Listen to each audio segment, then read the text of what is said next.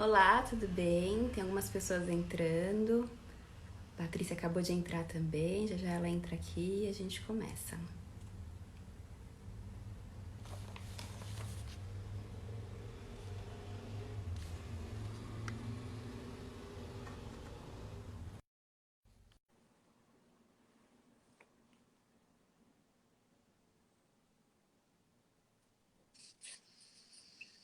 Oi, Patrícia, tudo bem?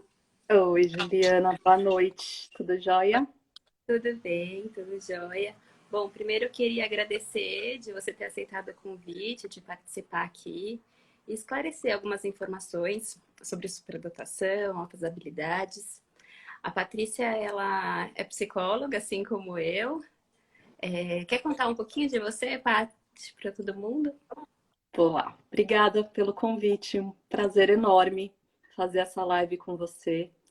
É um assunto que eu gosto muito, que me cativa muito e que eu venho me dedicado bastante nos últimos anos, né? Eu, sim, fiz psicologia na PUC, fiz formação também em neuropsicologia no HC, da onde nos conhecemos. Gente, onde tudo começou.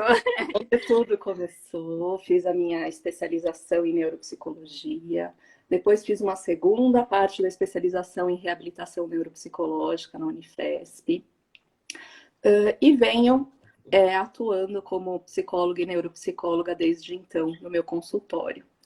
Tenho também a parte acadêmica da minha vida, né? Eu fiz o meu mestrado, meu doutorado, meu pós-doutorado em estudos em neuropsicologia com outro grupo de pessoas, né? Eu fiz estudos com crianças com epilepsia, mas desde sempre tive esse foco ali em neuropsicologia infantil e no trabalho com crianças e adolescentes com diferentes condições que precisam de uma avaliação neuropsicológica, né? E o meu caminho, o meu percurso aí na superdotação começou com o início de tudo, né? Eu fiz o meu TCC em superdotação lá da faculdade. Me dediquei, né, a esse assunto na época e sempre tive uma paixão pelo assunto, né? Embora eu não tenha feito a minha carreira acadêmica em superdotação, eu investi bastante no estudo desse assunto e fui caminhando, fui estudando. Algumas pessoas me tinham como referência, né, na avaliação neuropsicológica de superdotados, então fui avaliando algumas crianças, alguns adolescentes e também alguns adultos no consultório ao longo dos anos, até que há uns 2, 3 anos atrás, mais ou menos, a Cláudia Hakim e a Marina Alpen-Shalom me convidaram para compor, né, fazer parte junto com elas do Instituto Brasileiro de Superdotação e Dupla Excepcionalidade, atuando, né, como neuropsicóloga ali do grupo. E então intensifiquei mais ainda os meus estudos e meu interesse e tenho cada vez mais atuado nesse sentido, com esse contexto, nesse grupo de pessoas. Recentemente, eu e a Patrícia, nós tivemos a oportunidade de trocar um pouco sobre esse assunto e pela questão clínica e também pela questão educacional, eu trabalho como orientadora de apoio em um colégio e então, numa troca, numa conversa surgiu esse tema e eu acho que tem uma série de questões e dúvidas que passam no nosso dia a dia e que não é um tema tão abordado. Então, você falou muito da avaliação agora, dessa dedicação à avaliação. E eu queria começar um pouco por aí. Queria trazer duas questões juntas. Primeiro, eu gostaria de saber se, quando a gente fala de superdotação e habilidade, a gente está falando da mesma coisa. E como é que é feita para fazer uma avaliação de superdotação? Se usa um instrumento, são vários instrumentos? Conta um pouco como é que é essa avaliação. Tá. Bom, eu tenho toda a minha formação, né, e todo o meu caminho ali de estudo na inteligência, no raciocínio e na superdotação a partir da neuropsicologia e da neurociências, né? E eu entendo que muito da minha forma de conduzir a minha avaliação vem de todo esse caminhar e também o meu olhar sobre a avaliação de um indivíduo superdotado, né? Não existe um consenso, Juliana, sobre as definições, né, de o que é um superdotado, o que é o que são pessoas com altas habilidades. É até um assunto meio polêmico, né, porque tem muitas correntes de explicações. E como não tem um consenso, não tem uma diretriz, isso acaba variando bastante, essa explicação acaba variando bastante. E eu percebo que muito dessa variação depende justamente do caminho, do percurso de aprendizado dessa pessoa, desse profissional que trabalha nessa área. Né? Então, eu trago um pouco da visão da neuropsicologia e também de muitos estudos científicos, tanto nacionais quanto internacionais, que entendem a superdotação como algo diferente das altas habilidades. Né? Quando eu penso na questão da superdotação, eu não consigo desassociar a superdotação da inteligência e dos processos intelectuais, né? Que nós, neuropsicólogos, inclusive, avaliamos, né, essa parte tão importante de todos os processos cognitivos nas avaliações neuropsicológicas. Então, para mim, superdotação é algo que está aliado com o conceito de inteligência, não dá para dissociar uma coisa da outra. E existem alguns critérios que são elaborados a partir deste conceito, né, de superdotação conectado à inteligência, que coloca um critério de valor nos testes de QI. Né? Então, Até uma pessoa que está aqui colocou se tem algum instrumento além do VISC-4 que pode ser utilizado. E aí eu queria que você trouxesse um pouco se a gente utiliza um instrumento, se são vários instrumentos. Conta um pouco da avaliação e esclarece essa questão de ser um ou mais. Tá. Uhum. Bom, a gente tem ali uma série até grande de testes de inteligência que podem ser aplicados e que chegam a um valor de QI, né? Se você tiver interessada tão somente nesse número, nessa pontuação de QI, você tem ali uma série de testes que você pode aplicar. E tem o caminho mais curto, que na minha opinião não é a melhor estratégia, né? Então a gente tem testes de QIs que chegam neste valor de QI com 20, 30 minutos de testagem. E a gente tem outras ferramentas que são muito mais completas e nos fornecem um número muito maior de informações, inclusive abordando diferentes tipos de raciocínio, que são mais compridas, mas, como eu mencionei, elas têm essa vantagem de nos dar um maior número, ou aliás, a gente coleta mais informações sobre o desempenho cognitivo de uma pessoa.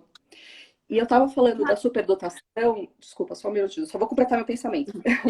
Eu estava falando da superdotação como ligada à questão do QI, mas isso não significa que é tão somente um QI elevado, né? Então, um sujeito que tem uma superdotação, na verdade, ele tem uma série de habilidades que ele está se destacando, inclusive do ponto de vista da inteligência, né? Em diferentes tipos de raciocínio que se destaque, que ele tem uma performance, um desempenho muito superior, né, ao grupo normativo dele, à faixa etária dele.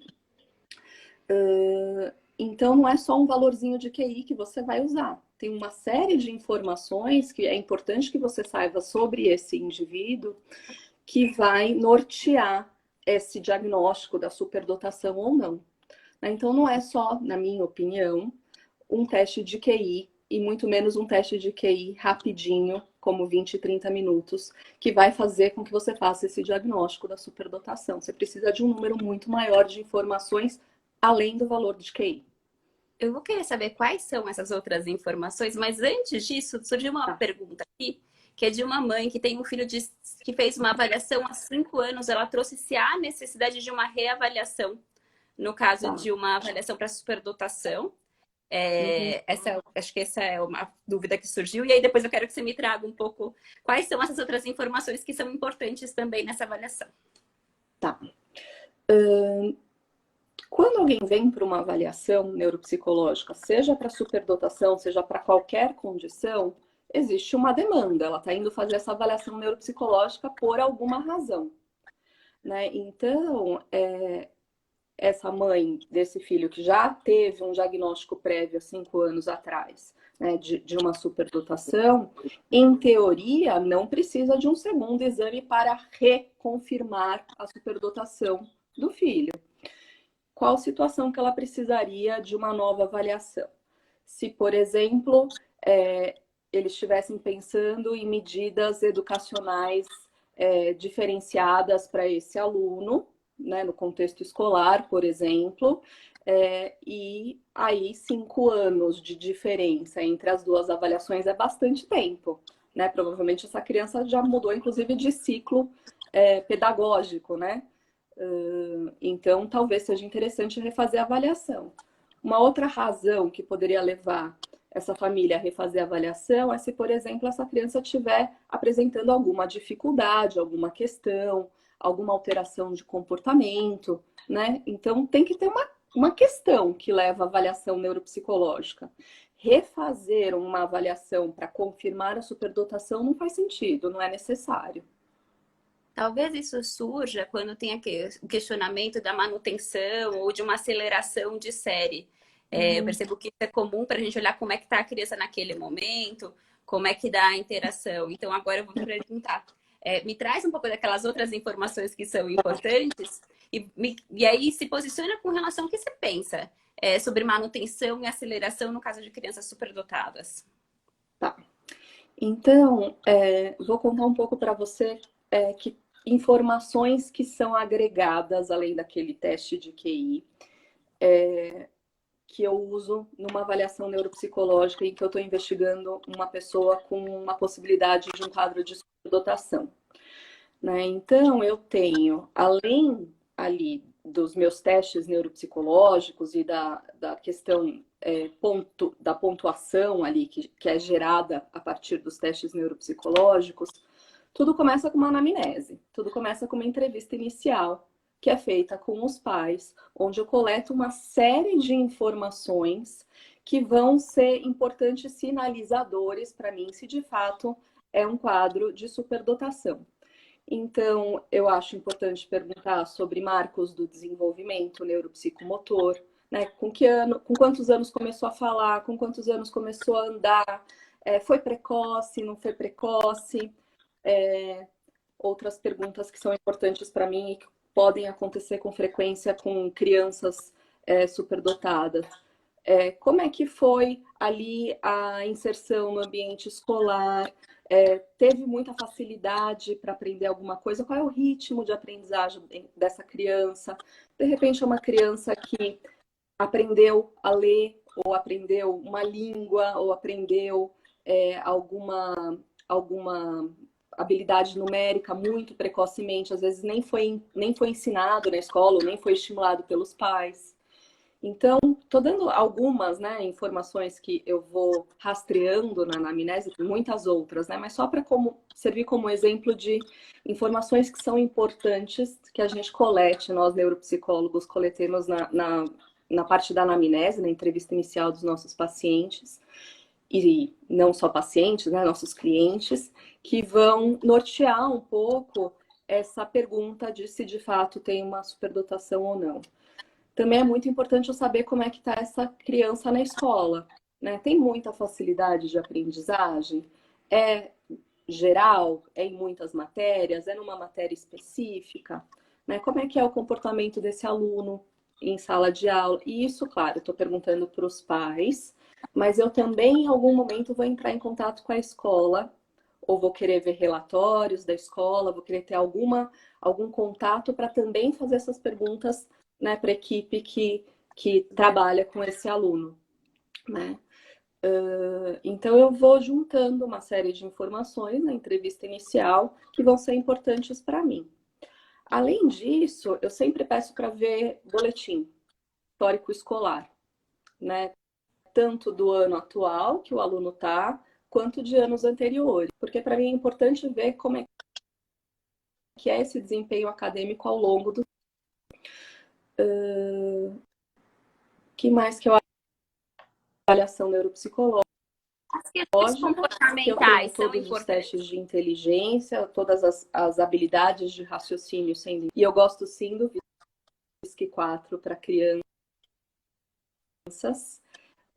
do VAIS 3 para os adultos, embora agora o VAIS 3 ele não possa, a gente vai poder usar, que é a versão de testes para inteligência.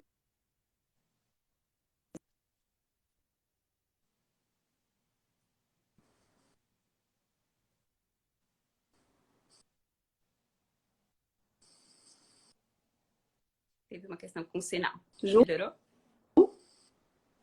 Oi? Acho que teve uma falha no sinal, Paty.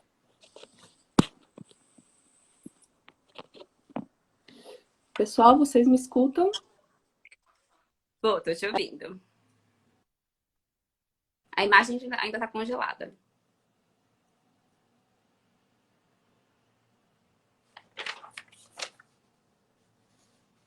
Patrícia?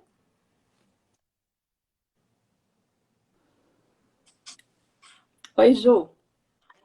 Oi, Paty. Você tá me ouvindo? Eu tô te ouvindo Oi. agora. Só a imagem tá congelada, a sua imagem. Oi. Pronto. Dizem que esse horário é complicado das lives, né? Acho que sim, deve ter um monte de live acontecendo de uma maneira simultânea. Bom, vamos Eu lá. tentei tirar do meu 4G, vamos ver se funciona. Qualquer coisa eu volto atrás. Então, e eu tinha te trazido uma pergunta, Paty, que é a questão e a questão comportamental nessa avaliação. sim. Ela é um aspecto importante a ser considerado? Excelente pergunta, sim, sem dúvida nenhuma. Né? Quando a gente faz uma avaliação neuropsicológica, nós temos os testes e a gente tem pontuações, mas uma avaliação neuropsicológica bem feita é uma avaliação que agrega informações da observação clínica, né, do psicólogo e do neuropsicólogo, sobre o que está acontecendo, sobre o que a gente observa durante a avaliação neuropsicológica dos nossos pacientes. Né? Então, a observação minha durante o período da avaliação neuropsicológica é extremamente importante e vai agregar muitas informações sobre esse processo de avaliação, mas também a descrição do comportamento dessa criança fora do ambiente do meu consultório, na escola, em casa, em diferentes contextos em que essa criança vive. Né? Então, porque quando a gente pensa no contexto escolar, quando eu falei da manutenção ou da aceleração, esse é um aspecto bastante considerado, a interação dela com os pares, a interação com o professor, como ela se coloca e não a medida do QI. Sim, vamos entrar então agora na segunda parte da sua pergunta, que foi a questão da aceleração e da manutenção. Quando a gente tem uma criança, então, realmente, com diagnóstico de superdotação, tem algumas variáveis que vão nos trazer algum conforto, né, alguma segurança de que talvez seja um caso que realmente a gente possa pensar numa aceleração. Além da gente ter um desempenho cognitivo bom, né, um desempenho cognitivo que nos dê suporte, né, do ponto de vista do raciocínio e da inteligência. Ju, você está me ouvindo? Estou te ouvindo. Tá, é que você ficou paradinha, eu nunca sei se é a imagem. Não, tô então, quietinha. além da gente ter né, o teste de QI, a gente ter o raciocínio num nível de desempenho bastante elevado, diferentes tipos de raciocínio,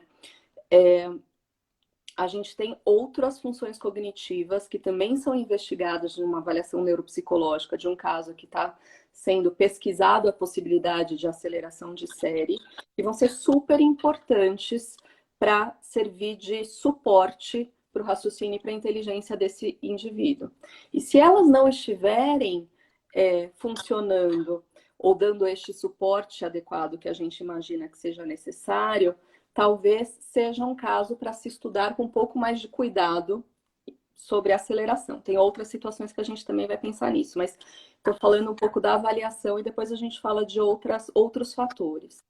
Né? Além da inteligência, é muito importante a gente pensar na investigação dos processos atencionais, né? Então tem que ter uma boa capacidade de concentração, uma boa capacidade de controle inibitório, uma boa capacidade de manejar a atenção para diferentes focos. Então a atenção tem que estar funcionando bem. A memória e a aprendizagem, né? Tem que também estar acontecendo conforme nós esperamos, e até se tiver um desempenho acima da média, melhor ainda. E muitos superdotados têm uma capacidade de memorização muito boa, né, acima do que é esperado para a idade. E principalmente as funções executivas. O que são funções executivas? São um conjunto de uma série de habilidades que vão regular o comportamento, que vão regular as emoções e vão permitir que o indivíduo tenha um comportamento dirigido a uma meta, que ele alcance um objetivo. Então, essas habilidades, elas são essenciais para a gente pensar numa aceleração, tá? Além disso, além só do neuropsicológico, que eu estou puxando sardinha para o que eu faço, né? Mas além do neuropsicológico, a gente tem outras informações que vão ser importantes, né? Então, ele tem que ter um desempenho pedagógico muito bom para a gente pensar em uma aceleração. Não adianta ele ter um desempenho pedagógico muito bom em uma única matéria, por exemplo. Ele ser um excelente aluno da matemática, mas ter desempenhos médios ou próximos da média no restante das matérias.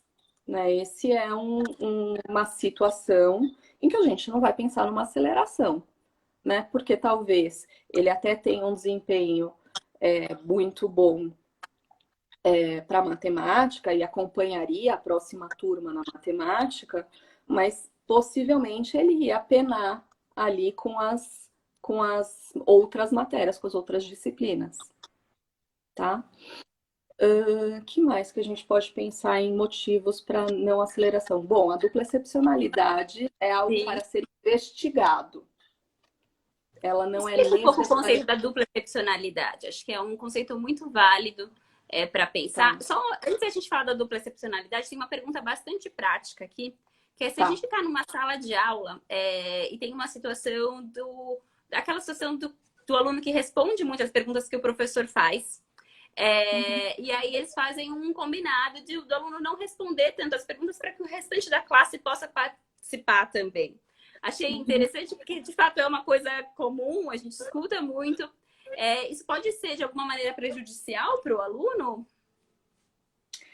É complicado, né? Porque se você pensar que essa criança, ela tem uma agilidade de raciocínio muito rápida e ela aprende num ritmo muito mais rápido ou mais rápido do que as outras crianças, e a gente está falando de uma criança que ainda está desenvolvendo essas habilidades de controlar o próprio comportamento, a tendência é que realmente eles levantem a mão com muita frequência ou respondam, né, impulsivamente muito rápido as perguntas, porque eles sabem a resposta muito rápido, muitas das vezes.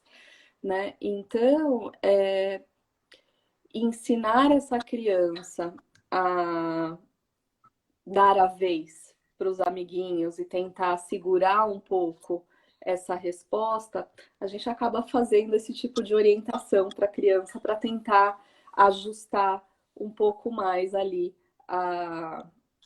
o seu desempenho na sala de aula e realmente dar oportunidade para que os outros coleguinhas também tenham chance de se posicionar. Mas é super complicado, né? Porque, de certa forma, você está segurando ali esse ritmo dele, o fato de ele saber e ele querer se colocar e ele querer, né, ter essa recompensa, esse reforço de saber a resposta. É uma pergunta boa, não tem uma resposta certa, não tem uma medida perfeita, mas a gente acaba fazendo esse tipo de orientação muitas vezes. Acho que tem que ser considerado também o ambiente, a relação com os colegas, o quanto que isso acontece, se é o tempo inteiro. Acho que tem uma série de variáveis, mas achei bastante interessante. Está surgindo algumas outras questões práticas aqui. Tem uma específica de avaliação, que é com relação... Você falou da importância das funções executivas. o desenvolvimento, os resultados nos instrumentos que avaliam as funções executivas, que você acha que são importantes pensando numa aceleração? Seriam eles estarem na faixa média, dentro do esperado, ou eles poderiam estar mais bem desenvolvidos em relação à faixa etária, à escolaridade? Eu vou te responder pela negativa. Se elas estiverem abaixo do esperado para a faixa É uma etária, não é preocupação. um caso, é um caso que ou a gente vai ter que fazer uma intervenção para as funções executivas e acompanhar esse aluno na aceleração, né, do ponto de vista de uma reabilitação neuropsicológica mesmo, de facilitar, porque essas funções não estão funcionando bem, elas vão ser necessárias para o desenvolvimento, para o desempenho na próxima série, ou então vai ser um caso em que talvez a gente pense na manutenção, porque é uma criança que ainda não está pronta para fazer esse desafio e tem que trabalhar essas funções cognitivas para poder fazer esse avanço de série. Né? Então, eu te respondi pela negativa, mas eu acho que a resposta se ela não tiver pelo menos na média, é um caso que eu vou me preocupar de fazer essa orientação e fazer esse caminho com esse paciente. Acho que isso responde a pergunta da Marina agora, que é quando ela traz quando é importante fazer a reabilitação. Agora, você começou a falar da dupla excepcionalidade, mas eu te interrompi. Mas acho que quando a gente traz a dupla excepcionalidade, talvez surjam situações, surjam outros diagnósticos quando a gente tem um impacto nas funções executivas. E aí a gente tem um cenário um pouco diferente. Fala um pouco da dupla excepcionalidade para a gente. Tá. Se definir superdotação e altas habilidades não tem consenso, de definir dupla excepcionalidade tem menos ainda. Mas eu vou te trazer a forma com que nós trabalhamos com esse conceito e eu acho que tem todo um racional e tem também toda uma literatura científica que embasa essa forma da gente conceituar, né, a dupla excepcionalidade. A dupla excepcionalidade acontece quando eu tenho uma criança que tem duas condições da média dela. Então, a gente tem a superdotação e uma outra condição, um transtorno do neurodesenvolvimento, uma questão comportamental, que vão acontecer nesse mesmo adulto. Então, por exemplo, vou citar algumas duplas excepcionalidades que são as que são mais descritas e que acontecem com muita frequência. Então, você pode ter uma criança superdotada e com um transtorno de déficit de atenção e hiperatividade, ou com um transtorno do espectro autista associado, ou com um transtorno de aprendizagem associado. Então, essas são 3 exemplos de duplas excepcionalidades e são exemplos de situações em que essa criança vai ter, além, né, da superdotação, ali um outro pano de fundo de outras questões que vão implicar na relação dela com os estudos, na relação dela com os pares, na relação dela com todas as pessoas à sua volta. É comum ter essa questão da dupla excepcionalidade? A gente não tem ainda um estudo epidemiológico muito certeiro que vai te fornecer uma porcentagem, tá? Mas acontece com alguma frequência, né? A gente tem, na verdade, a grande maioria dos superdotados não tem uma dupla excepcionalidade, né? Mas você a tem Maíra ali... está perguntando aqui se a gente pode ter o caso de um transtorno de linguagem também. Podemos ter transtorno de linguagem também. Também é uma condição que pode ser chamada de dupla excepcionalidade, sem dúvida nenhuma. Eu citei 3 exemplos mais comuns, mas tem muitas outras condições que podem entrar ali nesse script da dupla excepcionalidade. Tá. Qual o melhor momento? Quando a gente começou a falar um pouquinho sobre aceleração. Tem uma pessoa perguntando da ansiedade aqui. Eu acho que se pode ter, acho que sim. Pode falar um pouquinho também. Se a gente pensar um conceito um pouco mais amplo de dupla excepcionalidade, não envolvendo só questões do neurodesenvolvimento, mas envolvendo questões comportamentais que implicam no desempenho dessa pessoa. E uma outra condição acontecendo com os sujeitos superdotados, os transtornos mentais também podem ser situações que podem ser enquadradas como dupla excepcionalidade, tá? Tem Então, um melhor momento, Patrícia, quando a gente pensa na aceleração ao longo da escolaridade? tá. Do ponto de vista legal e do ponto de vista do que pode ser feito, a aceleração ela pode ser feita em qualquer momento, em qualquer ciclo, em qualquer momento do trajeto pedagógico de uma criança, né? Mas tem algumas situações que são facilitadoras para o processo de adaptação à nova sala, né? Então, tem momentos em que a gente sabe que essa transição acontece de uma forma um pouco mais fácil. Então, um momento muito bom para fazer essa transição é no final do ensino infantil para a entrada no ensino fundamental 1. Né? Então, qual é a ideia? A ideia é antecipar a entrada dessa criança no ensino fundamental 1. A partir de qual idade a gente consegue avaliar uma criança? A gente tem testes neuropsicológicos normatizados e que são prontos para a gente aplicar na população brasileira e permitidos pelo Conselho de Psicologia, a partir dos 2 anos e meio, a gente já consegue fazer essa avaliação. Embora um pouco para o nosso... é difícil, né? Quanto menor a criança, mais difícil é de você conseguir fazer com que ela obedeça às instruções e que você consiga fazer com que ela entre nessa formalidade de um teste cognitivo, né? Os testes, eles têm uma aparência lúdica, mas eles são formais, tem que sentar na frente da cadeira, tem que manusear os instrumentos. Por mais lúdico, brincadeira que você faça, quanto mais nova a criança, mais difícil de avaliar, né? Eu não fiz, até o momento, avaliações de inteligência em crianças com menos do que 4 anos.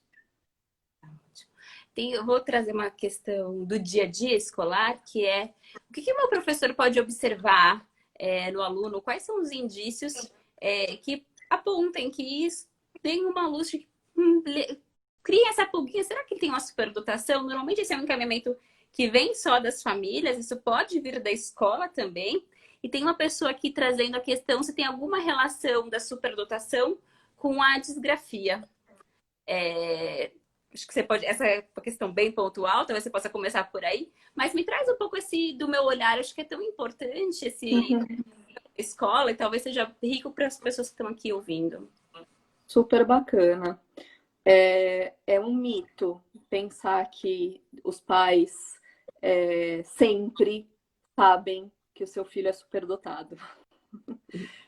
Muitas vezes eles sabem, muitas vezes eles notam a precocidade das crianças, eles também para essas mesmas questões que eu pontuei, para esses pontos, né, que são sinalizadores de que essa criança tem uma precocidade, tem um desenvolvimento superior ao esperado para a idade. Tá tendo uma falha de novo, Paty. Eu tô vendo aqui. Eu te escuto, mas a imagem está congelada.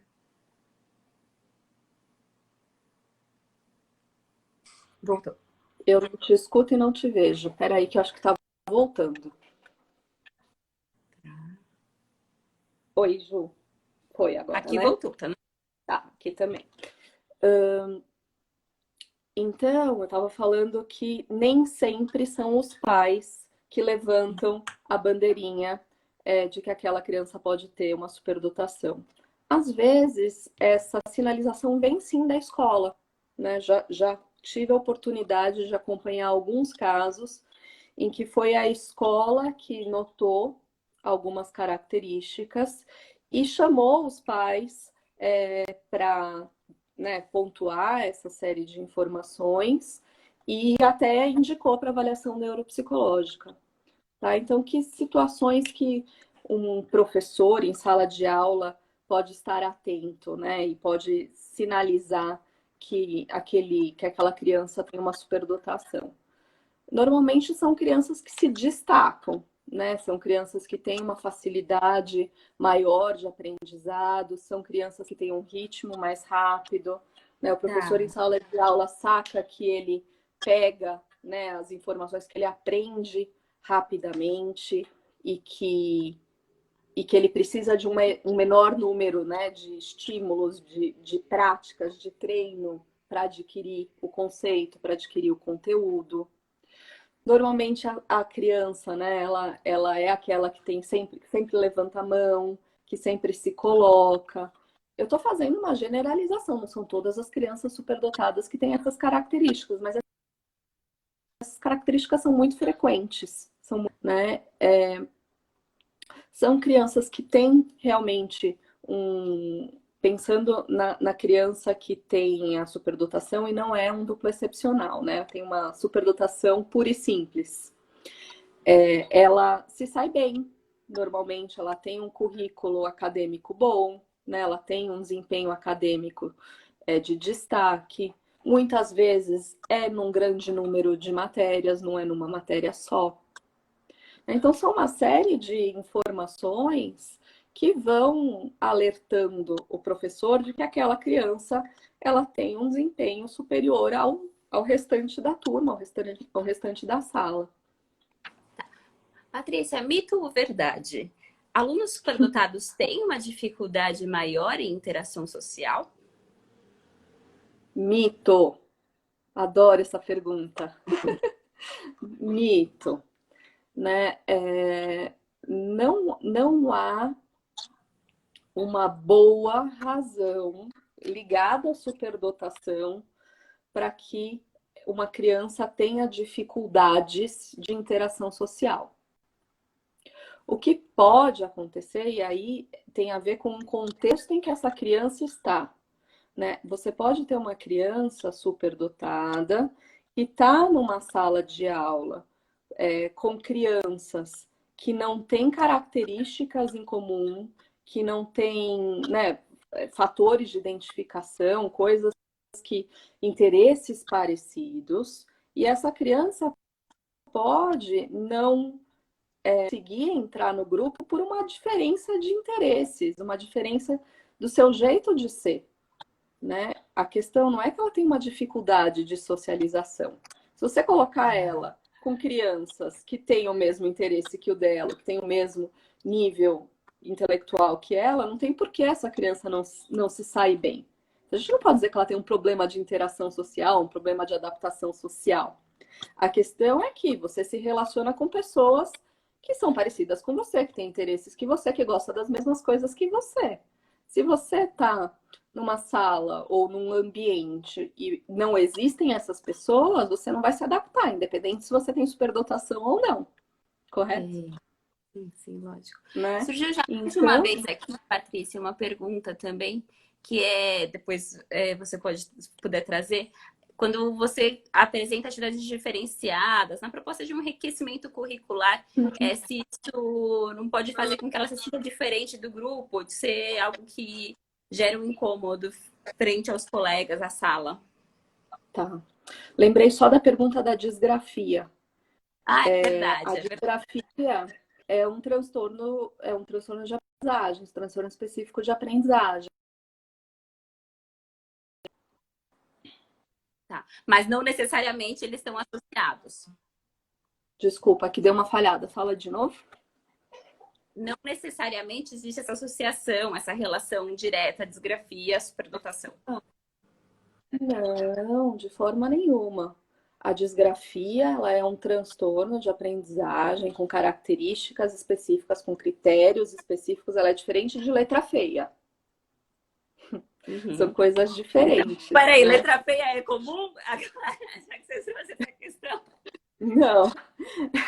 Não, não é comum, mas é só para a gente brincar aqui, porque a gente fica pensando nisso, né? É porque tem esse mito de que o superdotado pensa rápido demais, então a letra sai feia, A letra porque feia. escreve muito rápido, mas também é um mito. Não é uma verdade. Mas se tiver disgrafia, realmente, o diagnóstico da disgrafia é uma dupla excepcionalidade. Pode ser, pode ter. E o que você pensa dessa coisa, das atividades diferenciadas, de enriquecimento no dia a dia escolar? Tá. Eu acho que é um bom caminho, né? Vamos pensar naquele grupo de alunos que são superdotados, mas que, por alguma razão, a gente acha que não é bom fazer uma aceleração de série. Né? E a gente vai manter ele na série pedagógica que ele está, embora ele seja um aluno superdotado. O enriquecimento é uma excelente ferramenta para a gente conseguir estimular essa criança, né? Conseguir dar para ela outros recursos para que ela tenha respeitado o seu ritmo de aprendizado acelerado, né? É papel educacional que as crianças estejam num ambiente estimulante, num ambiente que permita que a gente tenha o desenvolvimento de todas as habilidades das crianças, independente do seu nível, seja ela com uma dificuldade cognitiva ou um aluno com uma facilidade.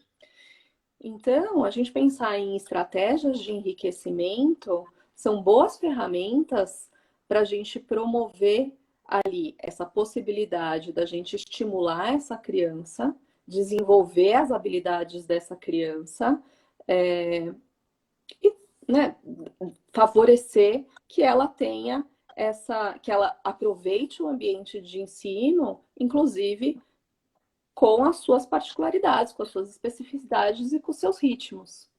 Falando nas especificidades, surgiu aqui novamente, você falou um pouquinho já da questão social, quando eu brinquei com você da questão de ser mito ou verdade, surgiu que, bom, você mesma trouxe, às vezes eles têm interesses que são diferentes do grupo.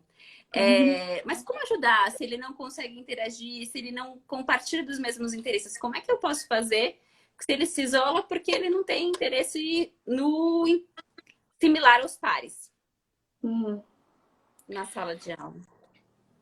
Olha, eu acho que a primeira estratégia seria verificar se não tem ninguém ali nesse ambiente que tem interesses semelhantes ao dele. Né? Porque, veja, você está numa sala de aula com 30, 35 crianças, depende da escola um pouco mais, depende da escola um pouco menos. Talvez ele não combine com o grupo como um todo, mas será que não tem alunos ali que talvez tenham alguns interesses como os dele? Né? Ninguém melhor do que o professor de sala de aula que conhece super bem os seus alunos, as aproximações de crianças que têm interesses semelhantes. Então, eu acho que essa é uma primeira estratégia, né? Ter um professor atento, que conheça os seus alunos e que tente encontrar algumas crianças que têm características semelhantes à criança superdotada. Pensando que ela talvez não esteja na série ou no momento pedagógico próprio para a idade dela. Porque talvez se ela tivesse na série seguinte, ela tiver condições de estar na série seguinte, talvez os interesses dela e talvez o nível intelectual e habilidades de uma forma geral seja mais parecida com essa turma da série de cima do que a turma com que ela tá. Sim. Uma outra possibilidade, em outro momento a gente já teve a oportunidade de discutir, também são as atividades extras, né? De repente, ela está inserida em grupos onde ela se sinta mais à vontade, onde ela consiga conversar no contraturno, nos momentos lá dentro da escola, né? Sim, sim, essa é uma boa ferramenta para promover, inclusive uma boa ferramenta de enriquecimento, muitas vezes. né, em que você tem a possibilidade de projetos que são oferecidos pela escola e que talvez não sejam ali na grade curricular da criança, mas que a gente ofereça para a criança superdotada de repente, naquele projeto ela se encaixe e tenha o seu grupo, né? Então, por exemplo, eu tenho um paciente que entrou no grupo do contraturno extracurricular da escola xadrez. Tem as Olimpíadas da Matemática. Oi, Tá, Ju. também acaba sendo bastante. Oi, tô te ouvindo, você meu. Acho que acaba sendo bastante interessante também. Está surgindo uma outra questão prática, que é, a gente falou das atividades diferenciadas em sala. Você consegue trazer algum exemplo que seja bacana?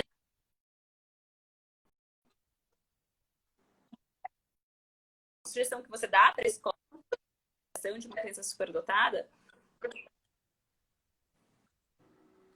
Eu gosto muito da ideia de projetos em que você tenha uma aplicação prática de um conceito previamente aprendido. Então, por exemplo, você aprendeu alguma informação de física ou de química e você vai ali aplicar num experimento, você vai aplicar numa aula de culinária. Então, o que eu estou tentando formular aqui com você?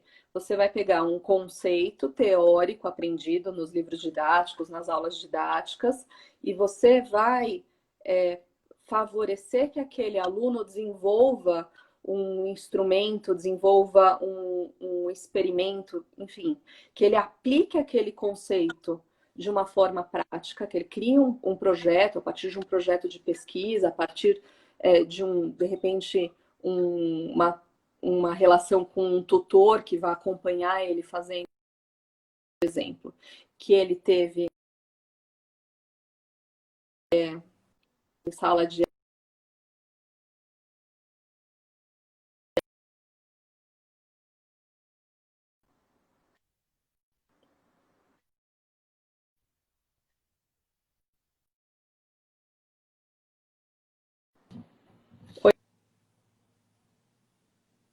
Ju. Tá ainda.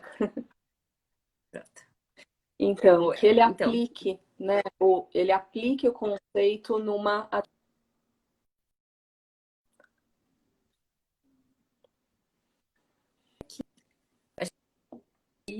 já vivenciei com alguns pacientes e que eu acho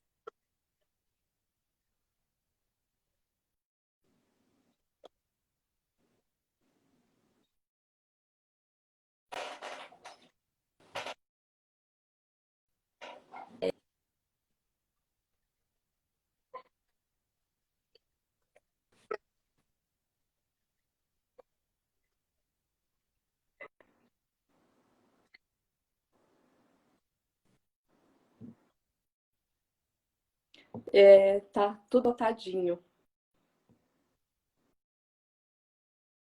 Oi.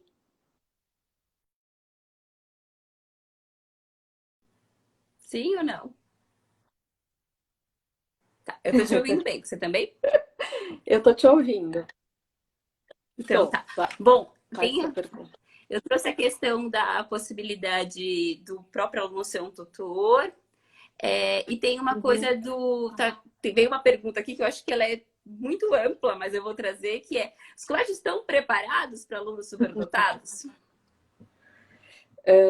Alguns poucos estão preparados para alunos superdotados na cidade de São Paulo. A gente tem aqui um país continental, né? Então, a gente tem aqui uma série de estados e tem algumas localizações que são mais preparadas, outras que são menos.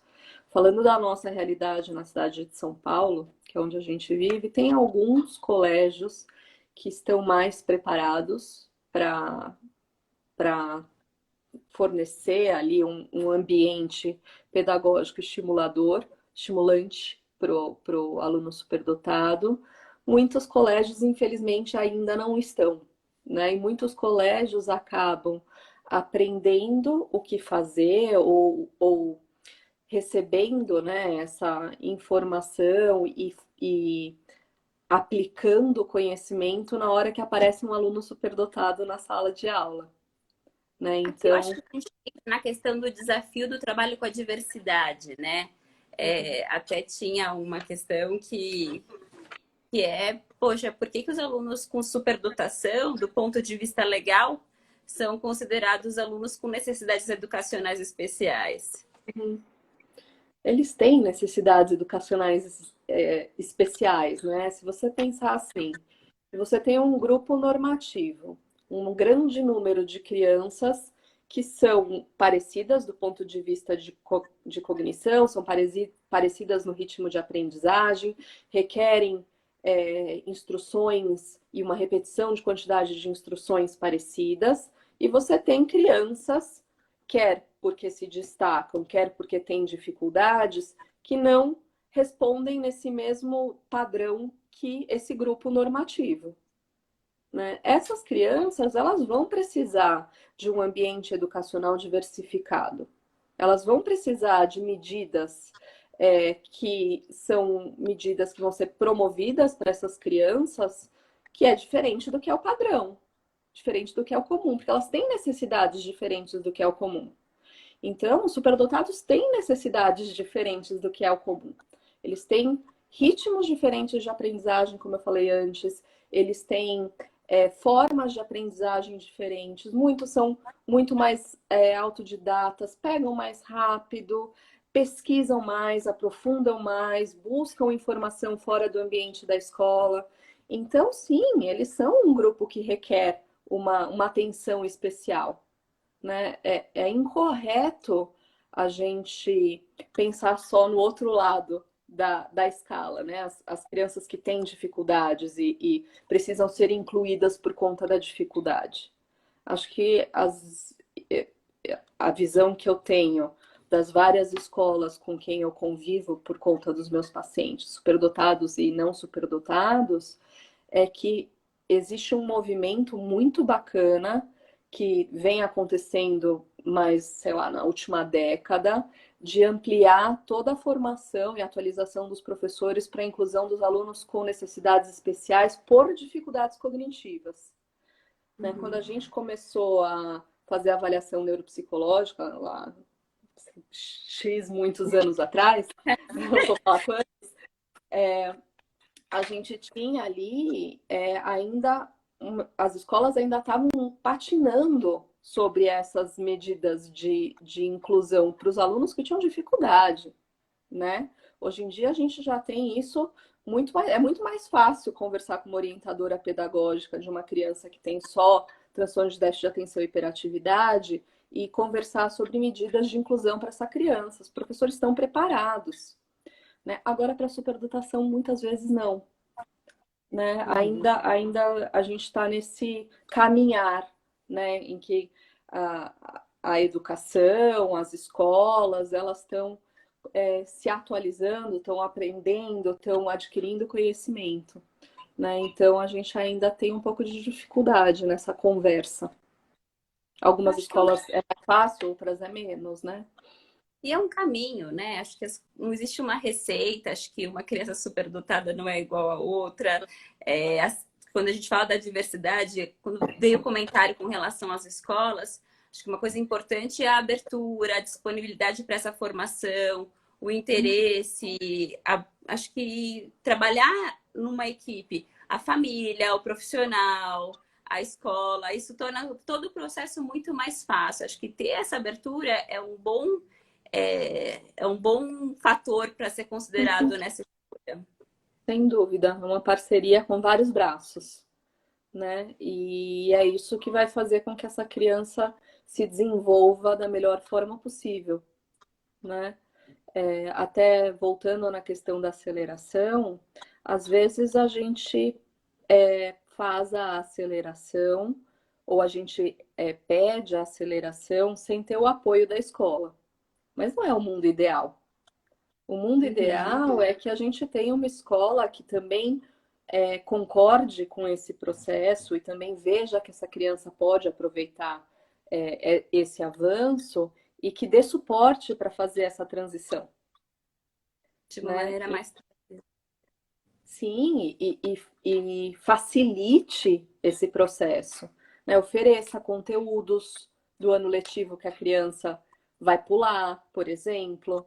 Né? Existem algumas parcerias com a escola que apoiam o processo de aceleração, que vão facilitar enormemente a adaptação dessa criança no próximo ano letivo. Né? Então, a gente pode promover aceleração em situações em que a escola não apoia, mas é muito mais legal quando a gente tem todas as partes apoiando o processo. Funciona de uma forma muito mais fácil para a criança e para o desenvolvimento da criança. Eu acho que é importante que isso aconteça. Uhum. A gente está entrando nos 5 minutos finais. Não surgiu aqui a questão, mas eu vou trazer.